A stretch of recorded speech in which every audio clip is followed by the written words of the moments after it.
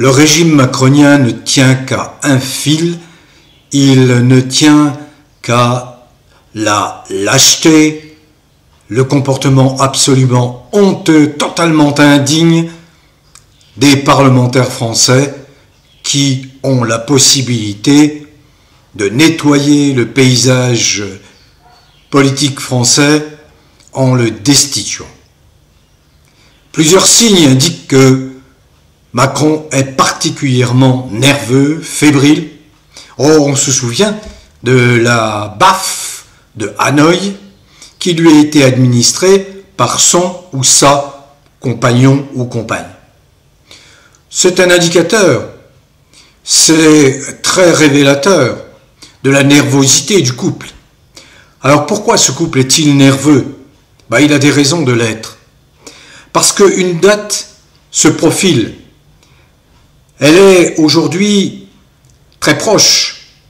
C'est une date cruciale, c'est un rendez-vous crucial. Le jeudi 10 juillet, la Cour d'appel de Paris va rendre son arrêt. Son arrêt à la suite de l'appel du jugement rendu le 19 septembre 2024 par le tribunal correctionnel de Paris, condamnant les deux prévenus Natacha Ray et Amandine Roy à verser solidairement 8 000 euros de dommages et intérêts à Brigitte Macron et 5 000 euros à son frère Jean-Michel Trogneux, sans compter une amende de 500 euros chacune. Alors de quoi s'agit-il? Vous me voyez intervenir à propos de cette affaire Brichel depuis décembre 2021. Décembre 2021, je l'ai déjà expliqué dans plusieurs vidéos, j'ai pris connaissance d'un certain nombre d'enquêtes, de dossiers, enquête de Natacha Ray, le dossier Pressibus, les interventions de Lionel Labosse, à propos d'une affaire qui ne m'avait pas jusque-là intéressé, ou en tout cas n'avait pas éveillé mes soupçons. Mais à entendre, voir les vidéos de Natacha Ray sur la chaîne d'Amandine Roy, le dossier Pressibus, un dossier étoffé, structuré, étayé, argumenté, et puis les argumentations acérées d'un Lionel Labosse, je me suis fait effectivement mon opinion et j'ai compris que là il se passait quelque chose de grave, que c'était une affaire d'État. Et je me suis efforcé depuis lors de relayer le mieux possible les événements liés à cette affaire. Donc, je résume cette affaire.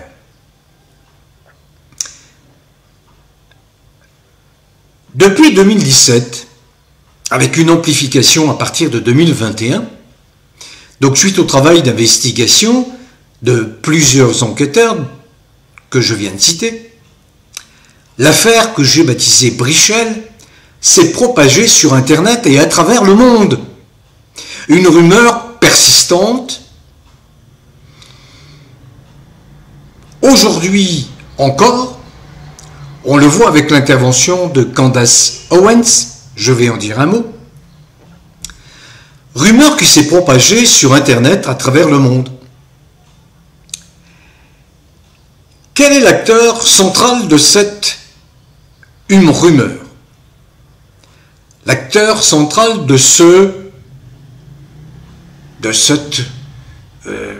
drame, je ne sais pas comment le nommer.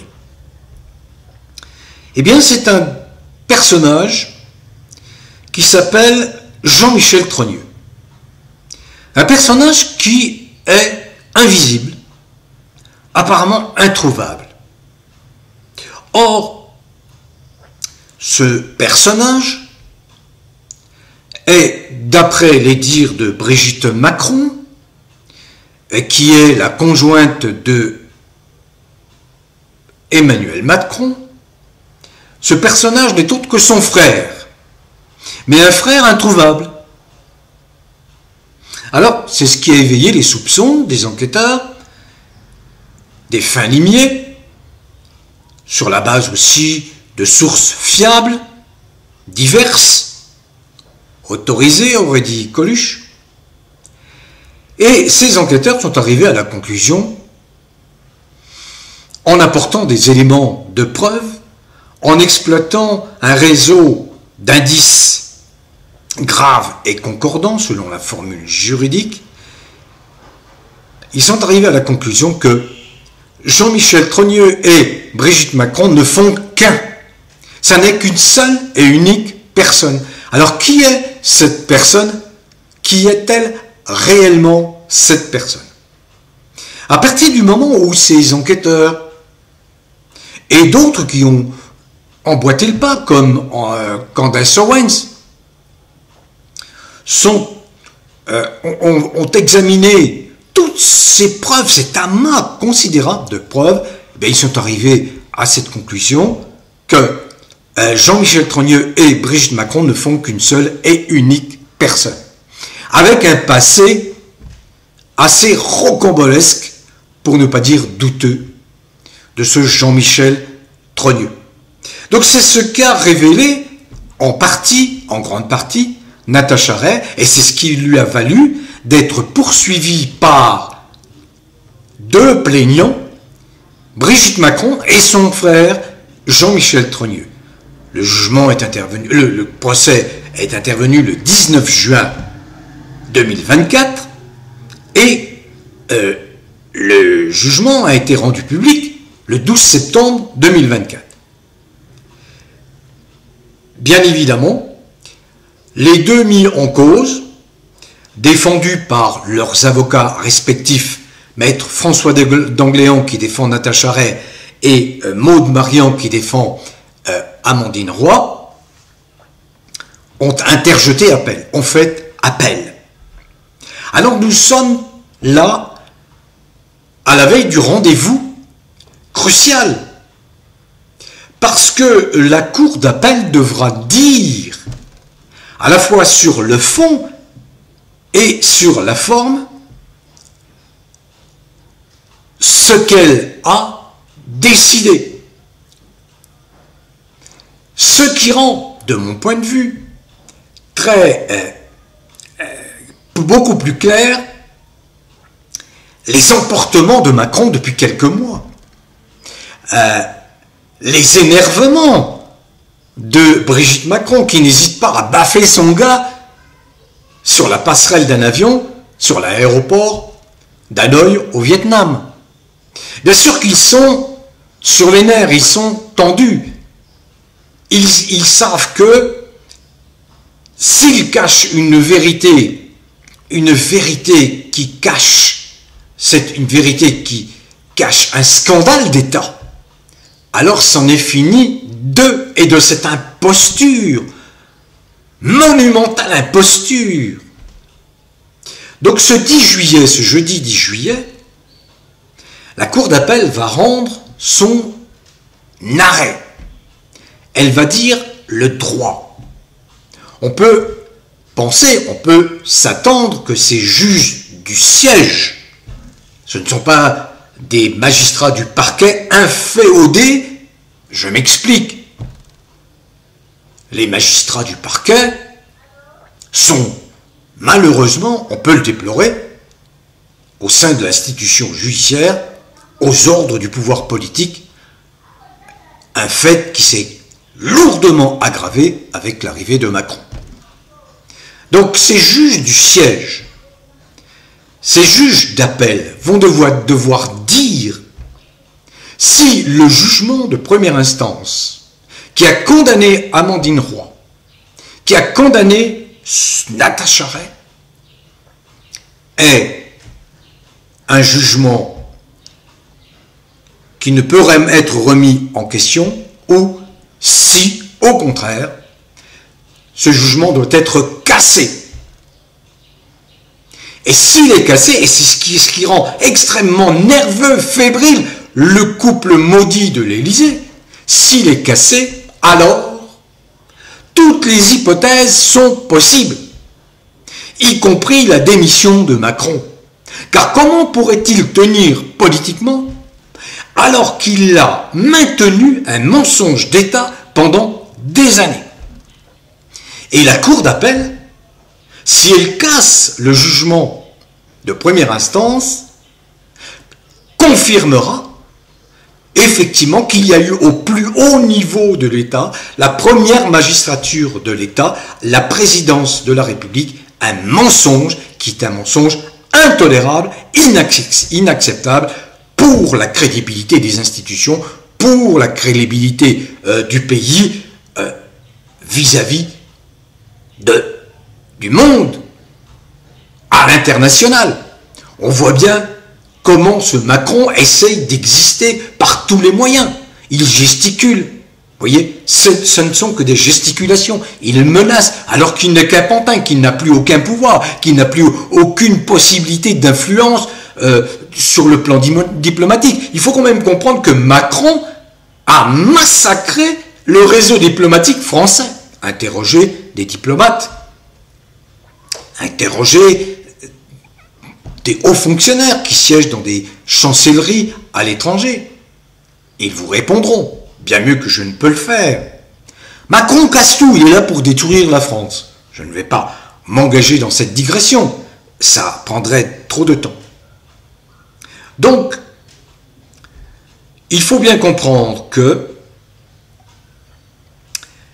les deux prévenus, Natacha Ray et Amandine Roy, c'est son pseudonyme, mais elle est connue sous ce pseudonyme, donc je continue à l'appeler Amandine Roy.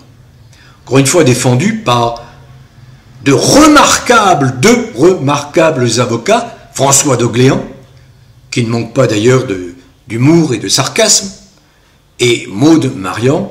Ces deux personnages vont peut-être être à l'origine de l'éclatement d'un des plus grands scandales qu'aura connu la France. Et ils ont été appuyés en cela, et il ne faut certainement pas négliger leur apport, leur travail, par les enquêtes de Xavier Poussard, qui a été obligé de s'exiler, qui coopère avec Candace Owen, cette excellente journaliste états-unienne, qui a pris le relais, qui a donné un retentissement par son intervention et par le soutien qu'elle a de Trump, un retentissement mondial à ce scandale français. Également Tucker Carlson. Mais Xavier Poussard, effectivement, a été à la manœuvre. Il faut citer Précibus et tous ceux qui collaborent au dossier Précibus, que j'ai expliqué que c'est une de mes références. Il y a beaucoup de témoins, de témoignages qui sont arrivés au cours de la dernière année. Des gens qui ont rencontré le dénommé Trogneux, dans des conditions qui ne sont pas les conditions que décrit Brigitte Macron. Qui est réellement Brigitte Macron? Voilà la question à laquelle la Cour d'appel répondra, ou tout du moins, question qu'elle va ouvrir en permettant le lancement d'enquêtes judiciaires officielles. Donc c'est un tournant majeur. Le 10 juillet est une date est une date cruciale, le 10 juillet, ce jeudi 10 juillet. Mais quel que soit l'arrêt rendu par la Cour d'appel, cette affaire ne s'arrêtera pas. Je le répète depuis 3 ans et demi. Elle ne peut pas s'arrêter. Pourquoi? Parce que je me réfère à cette faculté qu'ont les juges. Je parle des juges qui sont des juges dignes, qui exercent en toute indépendance leur travail, leur mission. Lorsque vous êtes en face d'un faisceau d'indices graves et concordants, qui s'appuient sur des éléments de preuve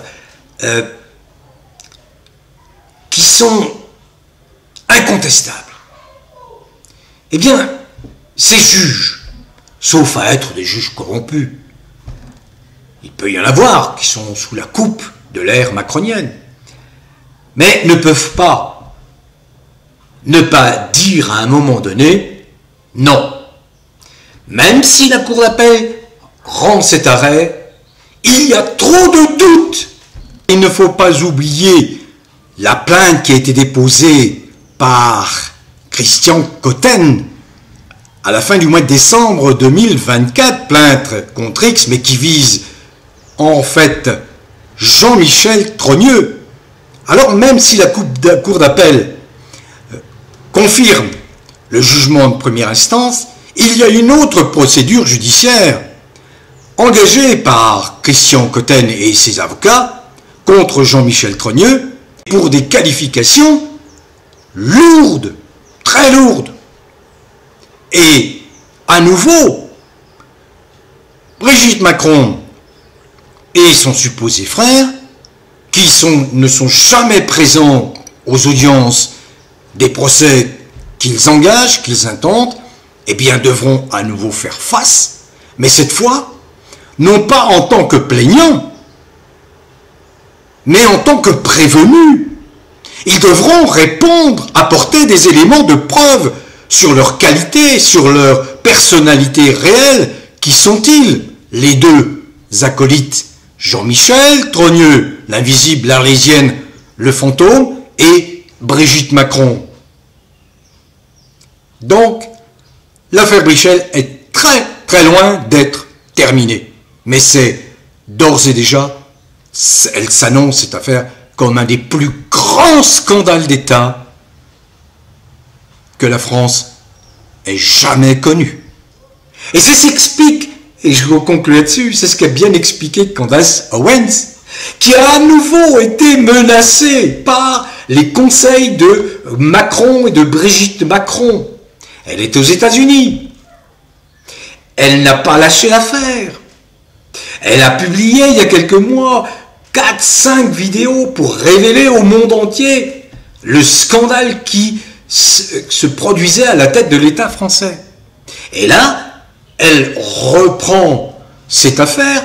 Pourquoi? Parce que, à un moment donné, il y a quelques jours, Trump, bon, qui est peut-être fantasque, mais qui essaye de régler quand même quelques problèmes sur cette planète, notamment mettre fin au génocide perpétré par le boucher Netanyahou à Gaza. Il essaie de mettre fin au conflit en Ukraine. Il a mis fin, en tout cas temporairement ou provisoirement, au conflit entre Israël, les faucons, je ne parle pas du peuple israélien, qui lui n'a rien à voir là-dedans, les faucons contre l'Iran. Et tout ce qui peut freiner son action, je parle de Trump, eh bien, il essaie de résoudre. Et savez-vous que Trump, quand il appelle Candace Owens, c'est parce qu'il a eu Macron qui est, je veux dire, qui est sur les charbons ardents, quoi. Hein. Il sait que ça peut basculer du jour au lendemain, que demain, il peut n'être plus rien et traduit devant les tribunaux. Il a moult procédures judiciaires extrêmement graves contre lui, contre toute la Macronie d'ailleurs.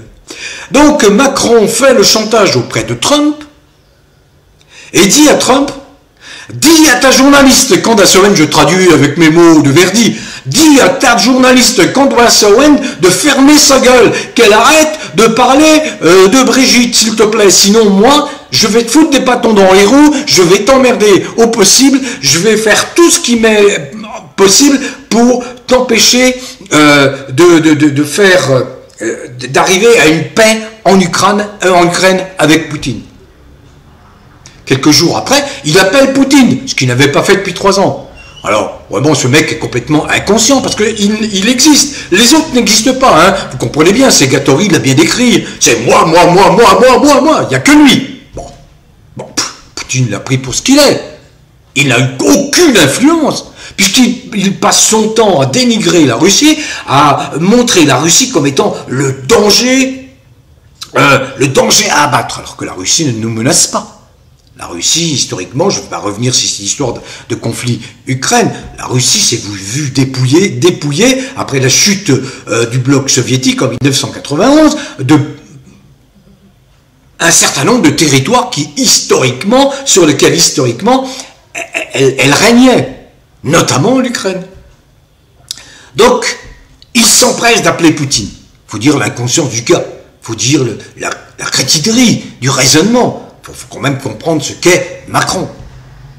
Mais Candace Owens, à peine surprise de l'appel du président des États-Unis, dit au président des États-Unis, parce qu'il lui demande, Trump demande à Candace Owens, écoute, mets-la un peu en sourdine, essaye de ne pas révéler ce que tu sais sur Macron, Brigitte Macron en particulier, Candace Owens, qui revendique son indépendance de journaliste, comme moi-même je l'ai toujours fait. Elle dit, non, monsieur le président, moi, si j'ai des éléments qui sont de nature à faire éclater la vérité, je les communiquerai. Bien. Et elle lui explique que ce n'est quand même pas de sa faute, elle, Candace Owens, si Brigitte Macron a une bite. A une bite. Voyez un peu. Ils se parlent franchement. On en est là. Alors pourquoi cette nervosité? Pourquoi cette fébrilité de la part de Macron? Parce que le tribunal correctionnel était composé, la 17e chambre du tribunal correctionnel de Paris, qui a rendu son jugement le 12 septembre. Eh bien, ce tribunal, les 3 juges et le procureur de la République qui siègent au sein de cette 17e chambre du tribunal correctionnel de Paris, le jour du procès, ont été nommés par qui? Par Macron. Macron. Voilà. C'est ce qu'a expliqué Maître François d'Angléan, qui a donc dénoncé une escroquerie au jugement et une justice française congénitale. Congénitale, entendez bien, une justice devenue justice macronienne, inféodée au régime macronien. Voilà. Alors, bien sûr, je reviendrai dès que l'arrêt de la Cour d'appel aura été rendu public, mais on est au 3e acte.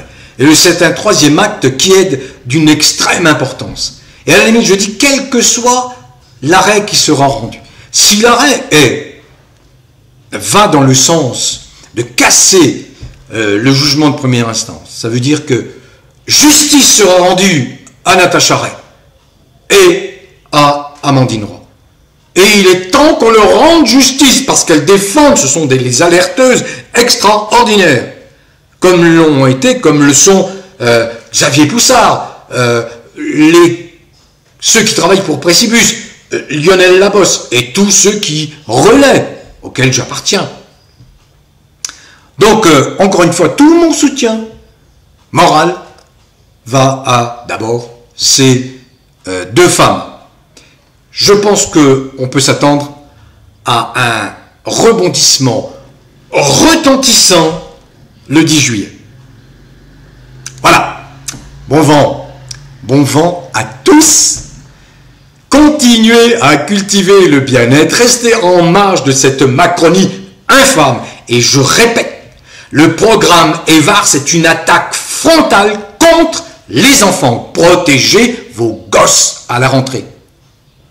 N'acceptez pas l'application de cette éducation sexuelle des enfants. Les arrière-pensées, vous les connaissez. Qui a imaginé, qui est derrière ce programme EVAR? Ce sont des gens qui prônent la légalisation de la pédophilie, c'est-à-dire pédocriminalité. Bon vent à tous, portez-vous bien, prenez soin de vous.